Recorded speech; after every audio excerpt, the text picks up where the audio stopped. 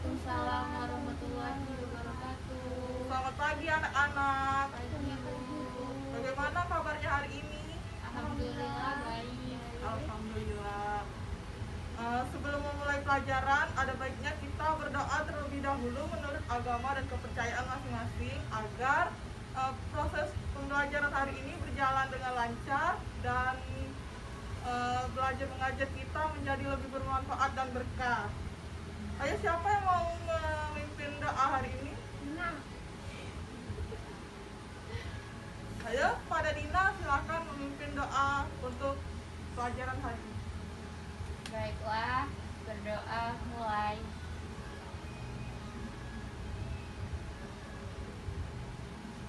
Amin. Sudah Bu. Terima kasih Dina.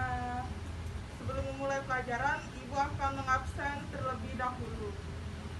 Apakah hari ini semuanya pada hadir? Hadir Bu. Buci Ratna Ayu.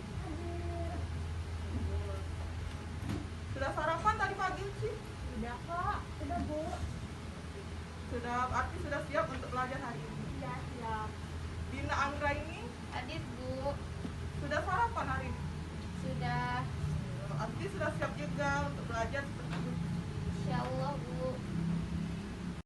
Baiklah, setelah Ibu mengabsen tadi, kita hari ini akan belajar mengenai tentang materi bioteknologi. Sebelum itu, Ibu ingin bertanya dulu, apakah anak-anak sekalian sudah pernah mendengar apa sih bioteknologi itu dan apa itu macam-macam dari bioteknologi? Belum Bu. Saya udah pernah dengar Bu, tapi belum paham apa arti bioteknologi itu sendiri Bu. Oh, jadi sudah pernah mendengar kan apa itu istilah bioteknologi? Sudah Bu. Oke, nanti Ibu jelasin ya. Pertama-tama, sebelum kita memasuki lebih mendalam tentang bioteknologi, Ibu akan menuliskan peta konsepnya terlebih dahulu. Perhatikan ya.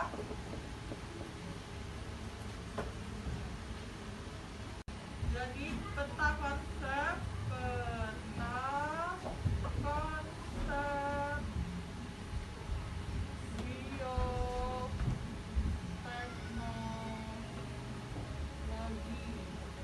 Nah,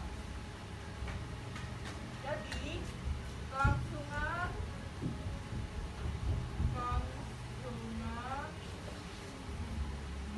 hidup manusia.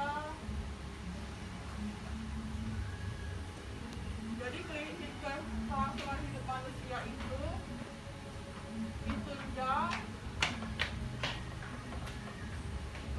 oleh teknologi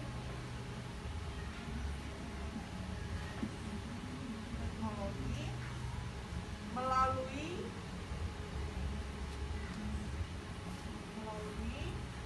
bioteknologi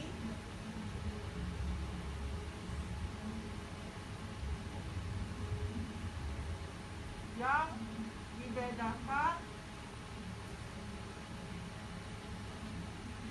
menjadi dua macam atau dua jenis, yaitu bioteknologi konvensional. Jadi Ibu jelaskan sedikit. Jadi kelangsungan hidup manusia itu ditunjang oleh teknologi karena pada masa sekarang atau zaman sekarang kita tidak bisa hidup tanpa teknologi. Yang melalui bioteknologi, dan bioteknologi itu sendiri juga dibedakan menjadi dua macam, yaitu modern dan konvensional. Sebelum kita masuk ke atau membahas lebih dalam tentang kedua bioteknologi ini, kita akan mencari tahu dulu apa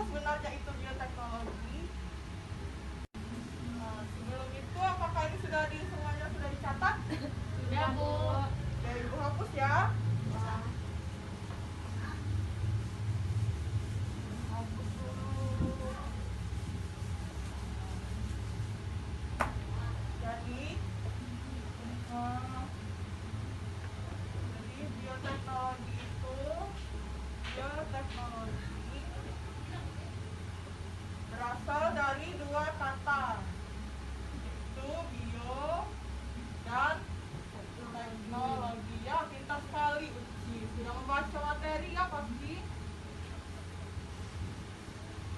Nah, jadi bioteknologi itu berasal dari dua kata, yaitu bio dan teknologi, dan dapat diartikan sebagai pemanfaatan organisme hidup untuk menghasilkan suatu produk dan jasa yang bermanfaat bagi manusia.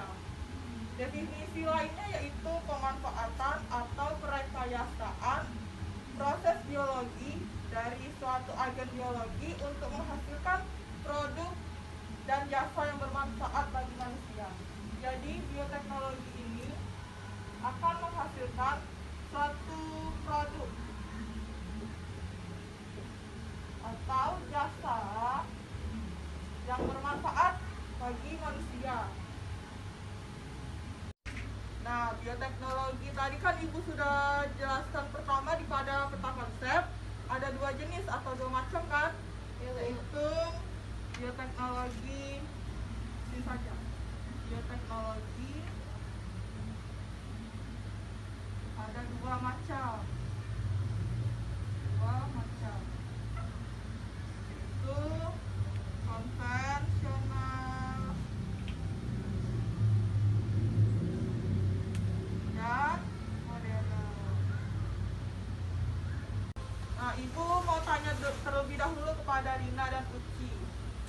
Apakah Dina dan Uci tahu apa bedanya bioteknologi konvensional dan bioteknologi modern? Saya Bu, Ya, Dina boleh menjawab. kalau bioteknologi konvensional itu bioteknologi yang ditemukan atau diciptakan pada masa yang lalu, sedangkan modern yang pada masa kini, pada masa sekarang Bu. Oh, jadi menurut Dina konvensional itu tradisional, Iya. gitu kan? Ha-ha. Sedangkan modern pada masa sekarang ya. Iya Bu, atau masa yang akan datang mungkin Bu. Ya, bagus jawaban Dina. Sudah berani menjawab. Apakah Uci ingin berpendapat juga? Sama kayak Dina Pak Bu. Ya, bagus. Oke, sekarang Ibu jelaskan terlebih dahulu ya pengertian dari bioteknologi konvensional dan bioteknologi modern. Tadi jawaban Dina dan Uci sudah tepat, tapi Ibu akan menjelaskan lebih dalam lagi agar tidak salah, tidak terbalik. Jadi bioteknologi modern itu khususnya pada rekayasa genetika, yaitu mengubah sifat organisme sehingga memiliki kemampuan seperti yang diinginkan oleh manusia atau yang menciptakannya. Contohnya pada bakteri, zaman dulu itu bakteri tidak mampu menghasilkan insulin yang diperlukan oleh manusia, sehingga pada saat sekarang orang sudah berhasil menambah sifat baru kepada bakteri tersebut, jadi mampu menghasilkan insulin. Nah, sedangkan bioteknologi konvensional adalah bioteknologi yang mengandalkan jasa mikroba atau mikroorganisme kecil yang tidak bisa dilihat oleh mata telanjang, sehingga membutuhkan alat yang berupa mikroskop untuk menghasilkan produk yang dibutuhkan manusia melalui proses fermentasi atau peragian. Nah, perbedaan bioteknologi modern dan konvensional itu terletak pada tekniknya, dan yang kedua yaitu pada sifatnya. Kalau pada bioteknologi modern, teknik yang digunakan yaitu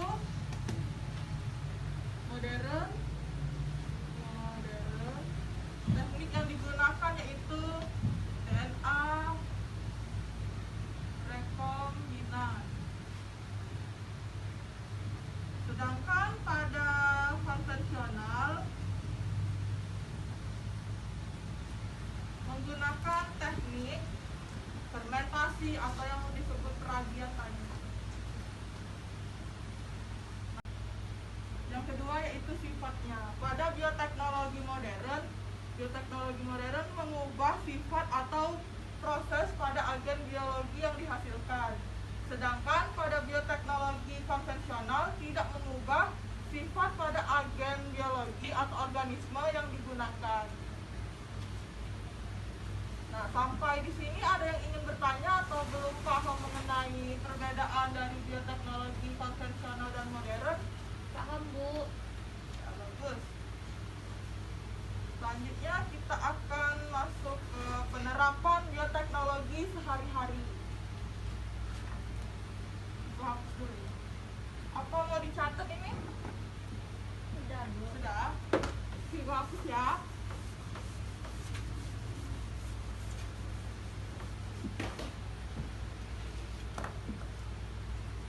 Sebagaimana uraian sebelumnya tadi, banyak produk bahan makanan yang proses pembuatannya memanfaatkan kerja mikroba kan.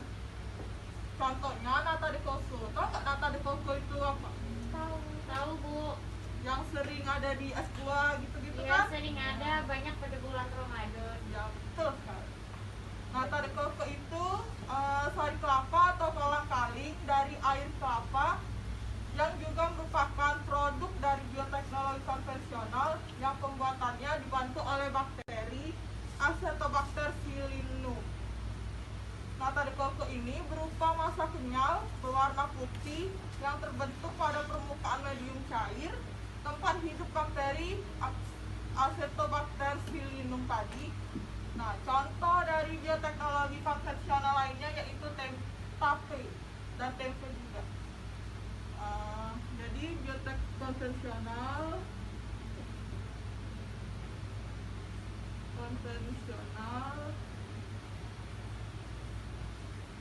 produk yang dihasilkan yaitu contohnya nata de coco,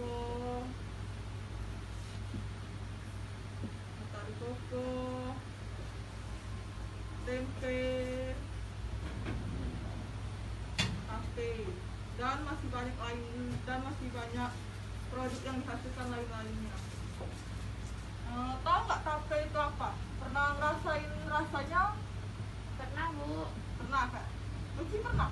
Pernah. Tahu? Tahu. Tahu nggak cara buatnya tuh gimana? Tidak, Bu.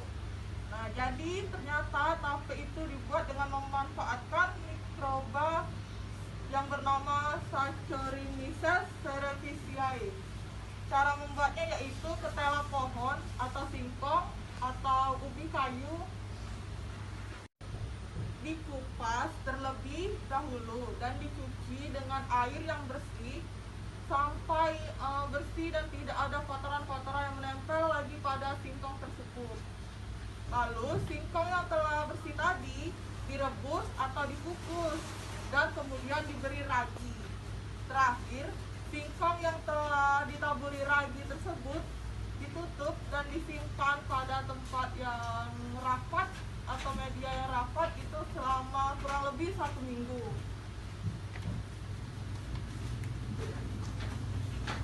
Dari penerapan bioteknologi dalam kehidupan sehari-hari itu ada juga untuk menggunakan mikroorganisme untuk mengubah bahan pangan. Contohnya bakteri Aspergillus oryzae. Nah, pernah dengar nggak apa bakteri apa ini? Pernah dengar nggak? Tidak, Bu. Pernah, Bu. Pernah. Bakteri apa ini, untuk apa gitu? Tempe ya, Bu. Ya betul, ini jadi bakteri ini digunakan untuk dalam pembuatan tempe dan juga bisa juga untuk buat kecap bersama dengan, kalau untuk kecap dia ditambah bakteri lagi bersama bakteri namanya itu Saccharomyces roxy. Nah, kalau sudah dua ini jadilah kecap. Nah, kecap yang sering ada di rumah kalian atau yang sering kalian makan itu ada dua jenis bakteri ini yang bekerja.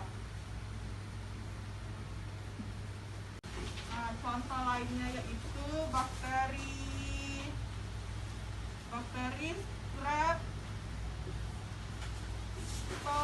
Streptococcus lactis.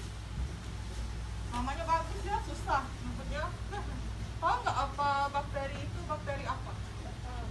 Tidak, Bu. Nah, jadi ibu kasih tahu bakteri Streptococcus lactis ini merupakan bakteri yang untuk membuat keju, mentega, dan yogurt yang sering kalian makan dan sering kalian jumpai di supermarket besar itu. Setelah itu juga mikroorganisme yang menjadi bahan pangan. Seperti sudah dijelaskan bahwa mikroorganisme tidak hanya dapat mengubah bahan pangan, tapi justru dapat menjadi bahan pangan itu sendiri. Misalnya protein sel tunggal atau PST. Istilah protein sel tunggal ini digunakan untuk menyatakan protein-protein yang berasal dari hewan dan tumbuhan yang dikeringkan seperti bakteri, alga, dan jamur yang sebelumnya ditumbuhkan di dalam sistem biakan yang berskala besar. Yang kedua yaitu mikroprotein. Nah, mikroprotein ini merupakan produk makanan yang berasal dari miselium jamur atau tubuh jamur. Nah, jadi dalam tubuh jamur yang sering kita jumpai atau kita lihat terdapat mikroproteinnya yang berupa produk yang dihasilkan dari tubuh jamur tersebut. Nah, sedangkan produk bioteknologi modern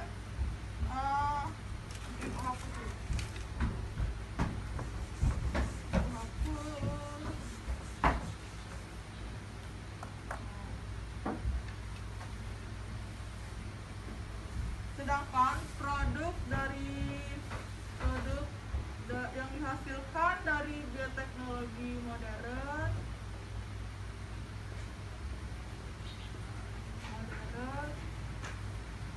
yaitu produknya yang pertama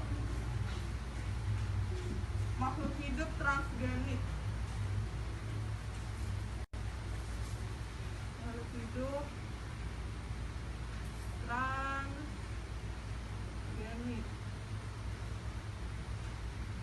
Nah, makhluk hidup transgenik ini ada yang tahu nggak? Tidak, Bu. Belum tahu ya? Baiklah, Ibu akan jelaskan. Jadi, makhluk hidup transgenik itu merupakan makhluk hidup yang telah diubah sifatnya sehingga memiliki keunggulan tertentu. Contohnya, bakteri yang mampu menambang tembaga, bakteri yang mampu membersihkan lingkungan yang tercemar, dan bakteri yang mampu mengubah bahan pencemar menjadi bahan yang lain yang tidak berbahaya. Contohnya insulin manusia yang mengobati kencing manis, dan gen beta globulin yang mengobati thalassemia dan lain-lainnya. Nah, yang kedua contohnya yaitu kultur jaringan.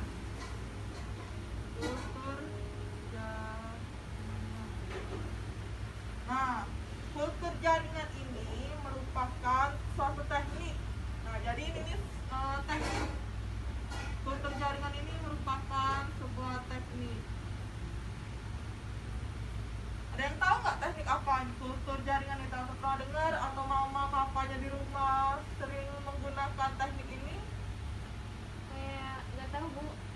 Tidak ya? Tidak pernah. Nggak pernah, Bu. Jadi teknik kultur jaringan ini digunakan untuk memperoleh bibit tanaman dengan cara menumbuhkan sebagian jaringan tumbuhan dalam media khusus. Nah, tujuan dari teknik ini memperoleh bibit tanaman yang baru, yang lebih baik, lebih cepat, dan lebih banyak dalam waktu yang tidak terlalu lama.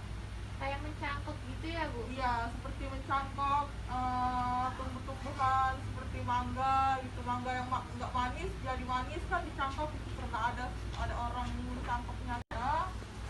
Setelah kita membahas tentang produk-produk yang dihasilkan oleh bioteknologi konvensional dan bioteknologi modern. Bioteknologi juga memiliki dampak penerapannya.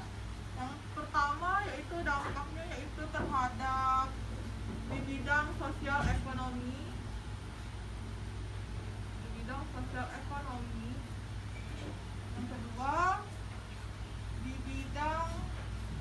Yang kedua yaitu di bidang etika atau moral, dan yang terakhir di bidang kesehatan. Nah, kita akan bahas satu persatu. Nah, dampak yang pertama yaitu dampak di bidang sosial dan ekonomi. Produk bioteknologi dapat merugikan petani kecil, yaitu penggunaan hormon pertumbuhan sapi atau hormon BGH yang dapat meningkatkan produksi susu sapi sampai 20%. Bila tidak diatur penggunaannya, hal ini akan menggusur peternak kecil. Bioteknologi dapat menimbulkan kesenjangan ekonomi. Selanjutnya yaitu pelepasan makhluk hidup transgenik ke alam bebas dapat menimbulkan dampak berupa pencemaran biologi yang bisa lebih berbahaya daripada pencemaran kimia dan nuklir. Dengan keberadaan rekayasa genetika, perubahan genotip tidak dirancang secara alami sesuai dengan kebutuhan dinamika populasinya. Nah, selanjutnya yaitu dampak di bidang etika atau moral. Menyisipkan gen makhluk hidup kepada makhluk hidup lain memiliki dampak etika yang serius. Menyisipkan gen makhluk hidup lain yang tidak berkerabat dianggap sebagai pelanggaran terhadap hukum alam dan sulit diterima oleh masyarakat. Mayoritas orang Amerika berpendapat bahwa pemindahan gen itu tidak etis atau tidak baik lah ya. 90% menentang pemindahan gen manusia ke hewan dan 75% menentang pemindahan gen hewan ke hewan lain. Jadi perbuatan tersebut sebenarnya itu tidak boleh kecuali untuk hal-hal yang penting. Nah, selanjutnya yang terakhir yaitu dampak di bidang kesehatan. Produk rekayasa di bidang kesehatan ini memang sudah ada yang menimbulkan masalah yang serius. Contohnya, penggunaan insulin hasil rekayasa genetika tadi telah menyebabkan 31 orang meninggal di Inggris. Selanjutnya itu susu sapi yang disuntik dengan hormon BGH tadi disinyalir mengandung bahan kimia baru yang punya potensi berbahaya bagi kesehatan manusia. Bahan pangan transgenik yang tidak berlabel juga membawa konsekuensi bagi penganut agama tertentu. Nah, dari beberapa materi atau penjelasan yang telah Ibu jelaskan tentang bioteknologi tadi, Ibu ingin mengetes kemampuan kalian terhadap memahami materi bioteknologi yang Ibu jelaskan tadi. Ibu akan memberikan latihan soal. Mau kan? Mau. Baiklah, ditulis ya, Ibu dikte saja. Ayo biar cepat. Nomor 1, jelaskan apa yang kamu ketahui tentang bioteknologi menurut bahasamu sendiri. Nomor 2, tuliskan manfaat bioteknologi pada permasalahan lingkungan. Nomor terakhir atau nomor 3, pada masa sekarang bioteknologi telah berkembang semakin maju. Sudah? Terutama pada negara yang maju.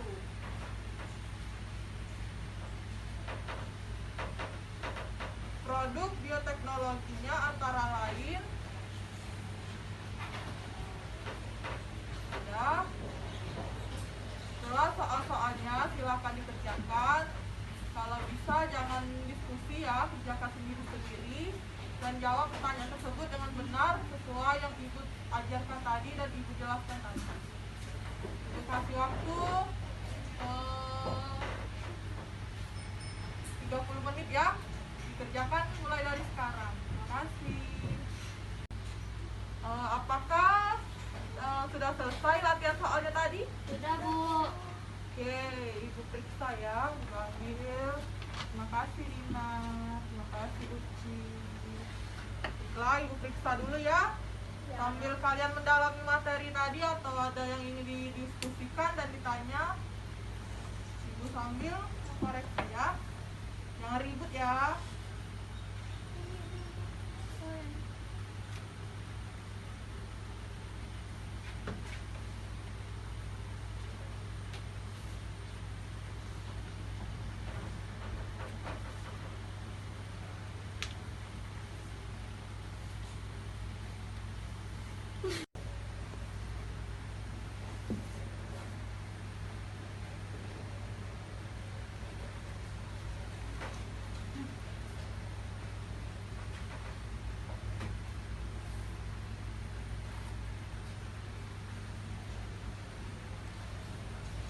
Baiklah, apakah ada yang ingin ditanyakan sebelum Ibu menutup pelajaran hari ini dan mengembalikan soal yang telah kalian jawab tadi yang Ibu sudah periksa?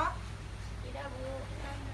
Untuk latihan soal yang Ibu berikan, sepertinya Uci dan Dina sudah paham dan mengerti, nilainya bagus-bagus semua.